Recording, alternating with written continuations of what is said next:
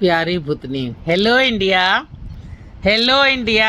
बड़ों को ढेर सारा प्रणाम, छोटों को ढेर सारा प्यार, और मेरे सारे सब्सक्राइबर कैसे हैं आप सबको ढेर सारा राम राम। Welcome back to my YouTube channel Simi की डायरी ऑफिशियल में आप लोग का ढेर सारा स्वागत है। गणपति बप्पा मोरिया। दोस्तों, प्यारी भूतनी का 22 एपिसोड 22 एपिसोड मैं रख चुकी हूँ। अब 23 एपिसोड में आप लोग का स्वागत करती हूँ। अब तक आप लोगों ने देखा कि डॉली जो प्यारी भूतनी है हमारी, उसे एक मिशन मिला है कि अगर वो 290 लोगों की मदद कर देगी तब उसे मोक्ष मिल जाएगा, मतलब मुक्ति मिल जाएगा, और वो भूतनगर चली जाएगी। और जितनी उसकी आयु इस जन्म में बची होगी उतना वो वहाँ रहेगी, और उसके बाद उसको फिर से रीबर्थ होगा, उसका फिर से उसको जन्म मिलेगा। तो वो मिशन तो उसने शुरू कर दिया है। पिछले एपिसोड में आपने देखा कि एक बार में तो वो सिर्फ एक ही बच्ची को बचा पाई थे, और उसके बाद जो है सो अब ये दूसरा उसको सफलता मिलने वाला है। ढेर सारे बच्चे एक जगह बंद हैं, एक पुरानी हवेली में, ये देख के आती है। लेकिन उस दिन जो है सो काफ़ी लेट हो गई थी, तो इसलिए ये उसको बचा नहीं पाती है, फट जाता है और ये कैद हो जाती है। अब दूसरे दिन 8 बजते बजते डॉली बाहर आ गई थी। वो बार बार छड़ी को अपने ऊपर घुमा रही थी, आंखें मूंद रही थी कि कल रात मैं जहाँ गई थी वहाँ मुझे पहुँचा दो, पर जादू की छड़ी काम ही नहीं कर रही थी। डॉली गुस्से में छड़ी को ठोक रही थी कि क्या हो गया, तू रूठ क्यों गई मुझसे, क्या हुआ, कौन रूठ गई तुमसे। डॉली झुमरू को देख अकबका गई, तुम इधर से आ गया, इसे कुछ पता नहीं चलना चाहिए। वो मन ही मन सोचती है, अरे आज 8 बजे ही तू बाहर। हाँ, मेरा मिशन चल रहा है, अभी महीने पूरे नहीं हुए हैं, मैं तुमसे बात नहीं कर सकती, भूतनाथ गुस्सा हो जाएंगे। अच्छा ठीक है, मैं तो इस गेट पर ताला लगाने आया था, चलो मैं चलता हूँ, बेस्ट ऑफ लक, थैंक्स। जब थोड़ी देर और कोशिश करने के बाद काम नहीं बना तो डॉली ने भूतनाथ को भूत के जज को फोन किया। हेलो हेलो, हाँ बोलो सर, मदद चाहिए। ये लड़की बिना मदद का कुछ कर ही नहीं सकती। अब क्या हो गया सर? कल जहां मैं गई थी आज वहां जाना है, कुछ बच्चे वहां बंधे हैं, मदद करनी है, पर नहीं जा पा रही हूँ। कल कहाँ गई थी? 1 मिनट, तुम अपना अंगूठा इस शीशे पर रखो, मैं देखता हूँ। किसी वीडियो और सीडी में बंद मोबाइल की तरह भूतनाथ के दीवार पर लगे स्क्रीन पर सारी तस्वीरें आने लगी। ये कौन सी जगह है? उसने सीन को रोका, रिमोट से आगे पीछे किया, फिर रुक गया। अच्छा तो ये जगह है, कुछ पता चला सर? हाँ, ये एक पुरानी हवेली है, शायद 100-200 साल पुरानी। इसका मालिक मुंबई में रहता है। ये जगह मुंबई से पुणे जाने वाली मेन हाईवे पर स्थित है। वो जो बनी रहती है ना, जिसपे कि किलोमीटर लिखा रहता है पत्थर पे, वहाँ से जो है उस पर लिखा हुआ है, और वहाँ से दाहिनी तरफ चौड़ी टूटी फूटी सड़क है जो करीब 1 किलोमीटर जाने के बाद उस कोठी तक पहुँचती है। बाईं तरफ कोठी है, ध्यान रखना, दाहिनी तरफ सड़क मुड़ गई है जो जंगल में चली जाती है। तुम ऐसा करो, तुम छड़ी महाराज को कहो कि मुझे मुंबई से पुणे जाने वाली मेन हाईवे के उस जगह पत्थर पर पहुँचा दीजिए जहाँ पर कि ये लिखा हुआ है, फिर वहाँ से तुम पैदल चले जाना। ठीक है सर, कोशिश करती हूँ। इस बार डॉली ने फिर वैसा ही किया था। थोड़ी देर में ही डॉली वहाँ पहुँच गई थी। Thank you sir. डॉली जैसे ही कुछ कहती, भूतनगरी से संबंध स्थापित करना चाहती, जज साहब के कमरे में बने बड़े बड़े टीवी स्क्रीन में से एक पर वो दिख जाता। शायद अलग अलग देश के लिए अलग अलग स्क्रीन लगे थे, या अलग अलग कामों के लिए अलग अलग स्टोन बॉक्स। उसके से दिमाग में कुछ उस सब समझ में नहीं आता था। थैंक यू भगवान जी। दाहिनी तरफ रोड है, वो रहा, इस पर चलना है। कितना भयानक जगह है। मैं भूतनी हूँ, मेरा कुछ नहीं बिगड़ेगा, पर फिर भी डर लग रहा है। 1 किलोमीटर चलने के बाद डॉली उस हवेली के पास पहुँच गई थी। हाँ, ये रहा, गेट खोला, अंदर गई, देखा कि आज तो ढेर सारी गाड़ियां पड़ी हुई है, आज तो ढेर सारी गाड़ियां लगी हुई है। वो पांचों जो है उसी तरह से दारू पी रहे हैं, सिगरेट पी रहे हैं, जुआ खेल रहे हैं, और बाहर में बैठे हुए हैं सारे पहरेदार। ऊपर से नाच गाने की आवाज आ रही थी। शायद ढेर लोग हैं, जश्न मनाया जा रहा था। पूरे सावधानी से काम करना होगा। मन ही मन बातें करते हुए डॉली सीढ़ियां चढ़ के ऊपर आ गई थी। सबसे पहले बॉस के कमरे में घुसी तो देखा वो तो औरतों के साथ लगा पड़ा है, गाने चल रहे हैं, दारू सब कोई पी रहा है, औरतें अश्लील हरकतें कर रही है। डॉली ने घड़ी देखा, 9 बज चुके थे। बच्चे ढेर हैं, सबों को उसके घर पहुंचाने में वक्त लगेगा, मुझे जल्दी जल्दी करनी होगी। पर सबसे पहले मौके का मुआयना करना होगा। मैं तो नहीं दिखती पर बच्चे तो दिखेंगे, फिर ये एक दो नहीं हैं जो उड़ा के मैं ले जाऊं। ढेर सारे बच्चे हैं, पहले इन सब इंसानों को सुलाने की कोई व्यवस्था करनी होगी। पर कैसे, क्या करूं? मारने पीटने से या डराने से तो बात नहीं बनेगी, कुछ और सोचना होगा। पर क्या? डॉली काफी बेचैनी से टहलते हुए सोच रही थी कि तभी दिमाग में एक विचार आया। ये बॉस मिला करके पूरे 8 लोग हैं, 4 यहाँ रहते हैं, 3 बॉस के साथ घूमता है, और बच्चे इतने सारे बच्चों को चुप कराना, यानी उसे या तो नींद की गोलियां देते होंगे या कुछ और ढूंढनी होगी। चल डॉली, लग जा काम पे। डॉली जल्दी जल्दी सब काम निपटाना चाह रही थी। डॉली ने चारों तरफ सबके कमरों में जा कर के देखा पर उसे कुछ भी नहीं मिला। सभी दारू और औरत के साथ लगे पड़े थे, ये मर्द और ये औरत। ये भूख तो शायद कभी नहीं मिटेगी। डॉली मन ही मन बड़बड़ा उठी। कहीं बच्चे के कमरे में तो कुछ नहीं। वो वहां गई, देखा कि सभी बेसुध पड़े हैं बेचारे, लगता है कल का ही खाया हुआ है, आज कुछ भी इसे नहीं मिला खाने। डॉली थक करके कुर्सी पे थोड़ी देर बैठ गई थी, कहीं कुछ नहीं मिला। अब क्या करूं? तभी दिमाग ठनका, अरे हाँ, मैंने तो किचन में देखा ही नहीं, शायद वहाँ कुछ मिले। किचन में गई, वाह, इतने सारे खाने और बच्चों को भूखा रखा है। अच्छा, पहले उसे तो ढूंढ लूं जिसकी जरूरत है। ये रही, जरूर यही होगी वो शीशी। डॉली ने देखा ढेर सारे बोतल पड़े हुए हैं। उसने बोतल को खोल के सूंघा तो घबरा गई, ये तो क्लोरोफॉर्म है, मुझे इसी से काम चलाना होगा। डॉली ने बोतल संभाली और एक एक करके सभी आदमी और औरत को क्लोरोफॉर्म सूंघा दिया। जो जिस अवस्था में थे वहीं बेहोश हो गए, सब सो गए। डॉली ने सबों का दरवाजा बाहर से बंद कर दिया। हाँ, अब ठीक है। फिर सारे खाना और पानी के ढेर सारी बोतलें लेके बच्चों के कमरे में गई, बच्चों को टेबल पे रखा और फिर पानी के छींटे मार के बच्चों को जगाया। जब सभी जग गए तब डॉली ने कहा, बच्चों मेरी बात ध्यान से सुनो। कौन है?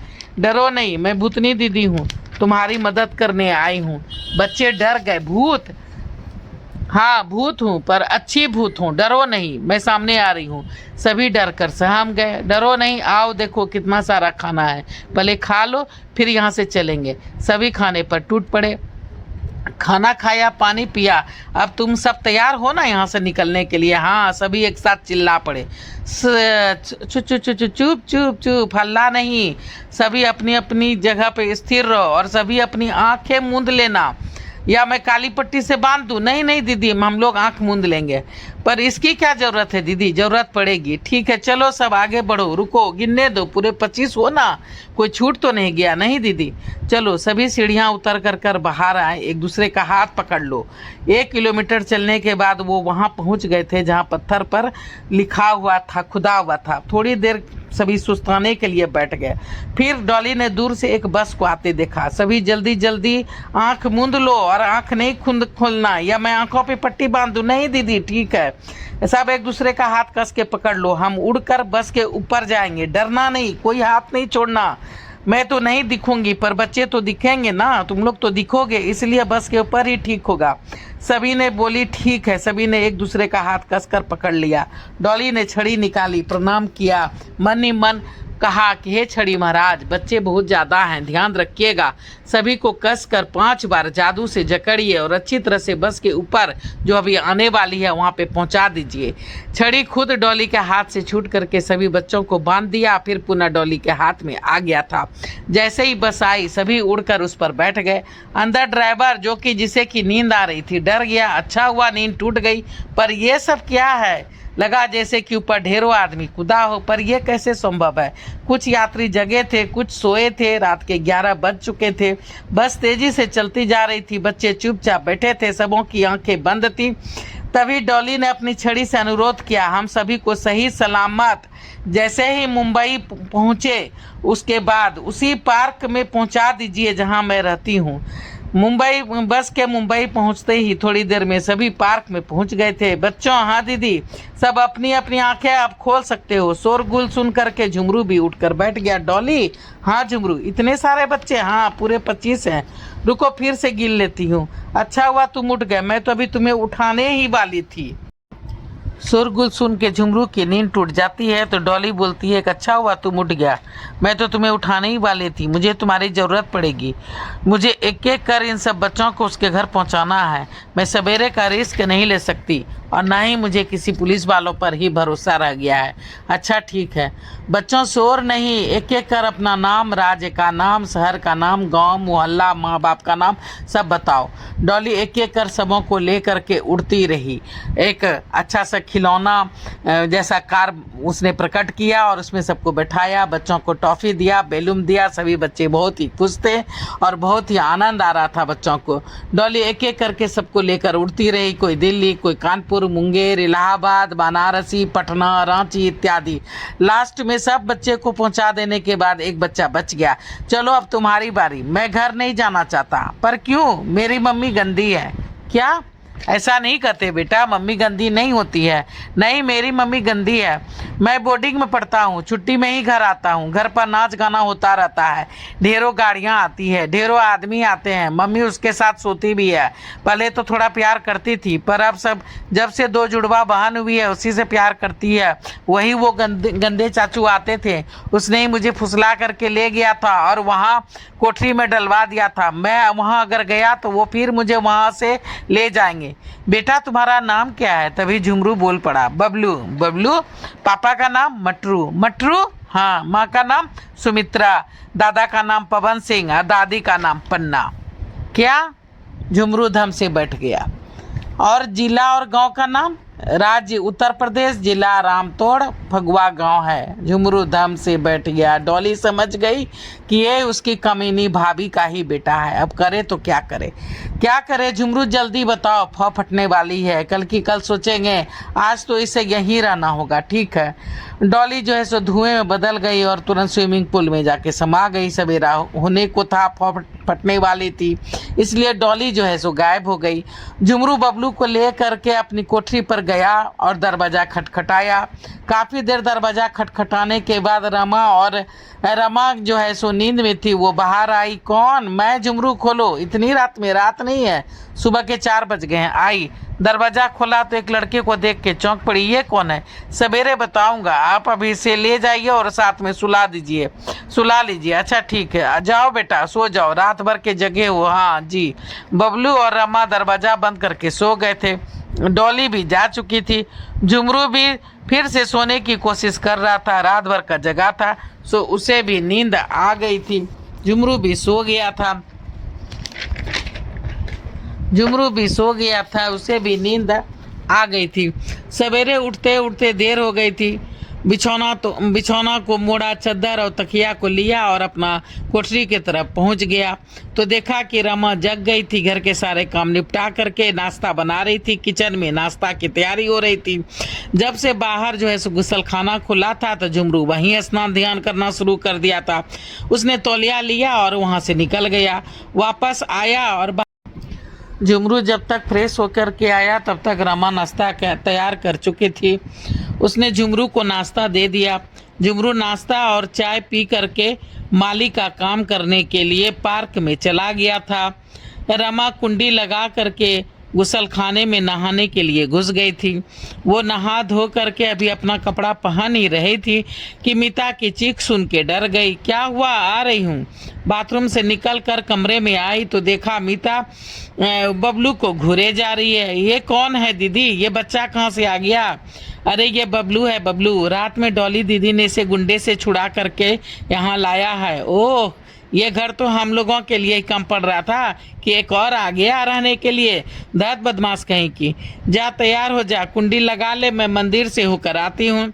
जब से रमा और मीता यहाँ पार्क में झुमरू के साथ रहने आए थे तब से रमा रोज मंदिर जाती थी। पार्क में ये बिल्कुल एक छोटा सा मंदिर बना हुआ था। रमा वहाँ जा कर के रोज पूजा करती थी। मीता फ्रेश होने के लिए गुसलखाने में घुस गई थी और रमा मंदिर चली गई थी। बबलू गहरी नींद में सोया हुआ था। थोड़ी देर के बाद रमा मंदिर से पूजा करके वापस आ गई थी। मीता भी कॉलेज जाने के लिए बिल्कुल तैयार हो गई थी। दोनों बहनों ने नाश्ता किया, फिर रमा जो है सो मशीन पर बैठ गई थी। मीता बोलती है कि मैं कॉलेज चलती हूँ दीदी। रमा बोलती है हाँ जा, पर उन्हें साथ ले लेना। मीता बोलती है कि नहीं, रोज रोज उनके साथ जाने का क्या जरूरत है, आज मैं अकेले जाऊंगी। तभी झुमरू को आता देख दोनों बहन हंस पड़ी। भैया हाँ, आपके पास तो घड़ी नहीं है, फिर कैसे पता चल जाता है कि मेरा कॉलेज जाने का समय हो रहा है? मीता ने चलते चलते पूछा। झुमरू हंस पड़ा। चल, देर हो जाएगी। झुमरू ने मीता को बस के पास बनवा दिए थे। उसके बावजूद उसे रोज 100 रुपया दे देता था। रोज की तरह ही बस पर बैठने से पहले मीता हाथ बढ़ाती थी। झुमरू हाथ में उसका 100 रुपया रख देता था। वह हंसते हुए टाटा करते हुए बस पे बैठ करके कॉलेज चली जाती थी। झुमरू उसको थोड़ी देर जाते हुए देखता, फिर झोला लेकर के आगे बढ़ जाता। रोज कुछ न कुछ घटता ही रहता, कभी सब्जी, कभी दाल, कभी अनाज, तो कभी कुछ और कभी कभी वो थोड़ा बहुत फल और मिठाई भी ले आता था। झुमरू रोज का काम था। काम से अंदर आना, कपड़े बदलना, किचन में जा कर के सामान देखना, फिर तैयार एक सूची बनाना जो रमा बनाकर फ्रिज पे रख देती थी, उसे उठाना, अलमारी खोल करके पैसे निकालना, थैली लेना और फिर मीता के साथ बस अड्डे पे आना। ये उसकी रोज की दिनचर्या बन गई थी। वो समय का सदुपयोग करना जानता। झुमरू समय का सदुपयोग करना जानता था। एक पंथ ढेरों काज, यही थी उसकी आवाज़। मीता के साथ बस स्टॉप पे जाता और साथ में वहीं पे लगे हुए मार्केट से वो ज़रूरी सामान भी ले आता। मार्केट में वो बच्चों का कपड़े देख रहा है। सोच रहा है मन में कि बबलू के कपड़े गंदे हो गए हैं, एक जोड़ी ले लेता हूँ। भले वो मेरे भाई का बेटा नहीं है, पर मेरे भाई का नाम तो उससे जुड़ा हुआ है। उस वक्त उस कमीनी औरत का संबंध हमारे उस चारों कमीने दोस्तों के साथ था। उन्हीं में से किसी एक का बच्चा होगा ये। कितनी अच्छी दोस्ती थी हम लोगों की, पर पीठ पर छोरा भोग दिया सालों ने। तो चलिए दोस्तों, अब प्यारी भूतनी का 23 एपिसोड मैं यहीं पे समाप्त करती हूँ। अगला एपिसोड लेके फिर मैं आप लोगों के समक्ष आऊँगी। पहली बार चैनल पे आए हैं तो सब्सक्राइब कीजिए, लाइक कीजिए, शेयर कीजिए और बेल बटन ज़रूर दबाइएगा, ऑल का बटन ज़रूर दबाइएगा, ताकि जब जब मैं वीडियो डालूंगी तो आप लोग को नोटिफिकेशन मिलेंगे। अब मैं अपनी वाणी को यहीं पे विराम देना चाहती हूँ। जय भोलेनाथ, हर हर महादेव। और आप लोग को ढेर सारा थैंक यू मेरा वीडियो को देखने के लिए। ढेर सारा